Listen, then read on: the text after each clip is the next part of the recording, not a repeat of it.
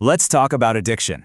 I know, it's a topic where the conversation can get, well, stuck. But what if the whole debate we've been having is missing the point?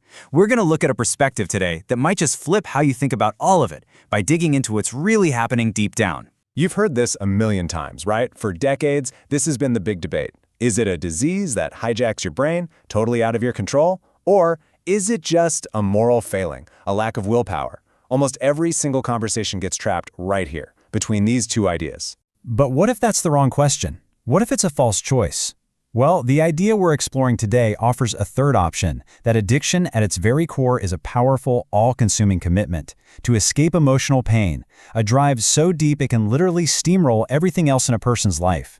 Now, this isn't just some idea pulled out of thin air. This entire perspective comes from the incredible work of Dr. Michael D. Lukens, laid out in his book, Addiction and Emotion, Volume 2. He gives us a whole new framework for seeing addiction, not as just some bug in the system, but as a really complex and, deeply motivated human behavior. Okay, so let's get into it. First up, we're moving beyond that old disease model to look at this new central concept. Dr. Lukens calls this the escapist commitment. The best way to think about it is like a prime directive, like in Star Trek. It's this fundamental rule buried deep inside, either conscious or subconscious, and its only mission is to get away from pain. And it's so powerful, it will shove aside goals, family, values, everything to get its way. This quote just nails the intensity of it. It's not a mild preference, it's a full-on declaration. If I can't stand what's going on inside my skin, then I will find some way to escape from it.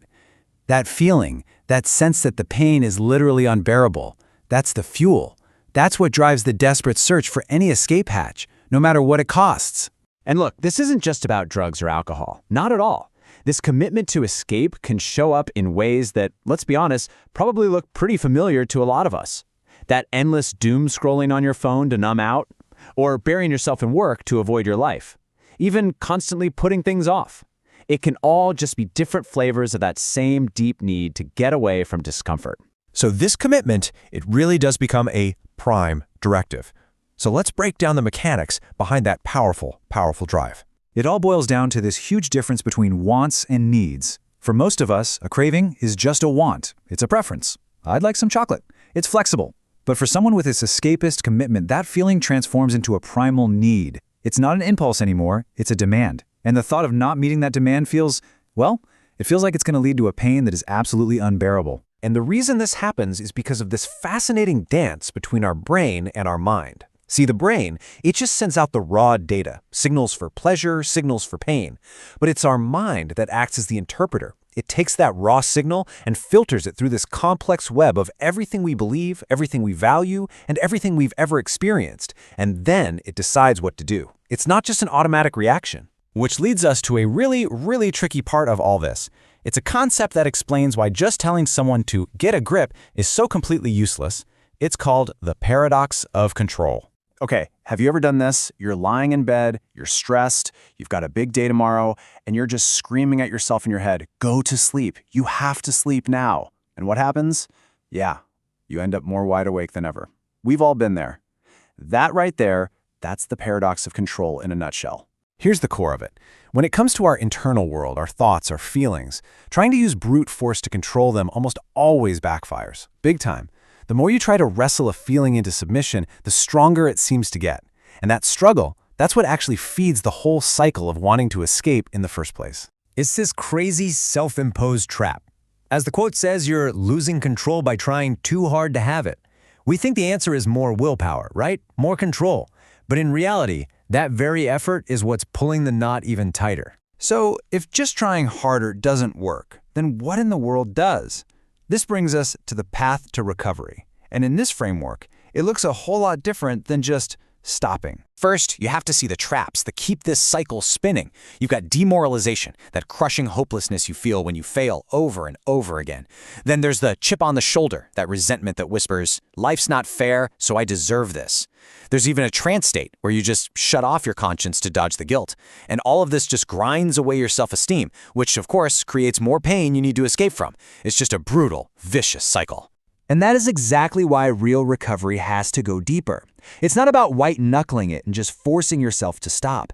It's about turning around, looking inward, and having the guts to ask why. Why do I have this overwhelming need to run?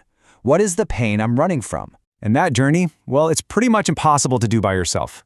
You know the saying, it takes a village to raise a child? Well, in this case, it takes a village to heal the inner child of the addict, to heal those deep wounds that started the whole escape in the first place. You need that village, a community built on compassion and real support. And that brings us to the last, and I think the most hopeful part of this whole thing. If recovery isn't just about saying no, then what are you supposed to be saying yes to? I mean, this is such a powerful way to reframe it. Recovery isn't an act of deprivation. It's an act of discovery.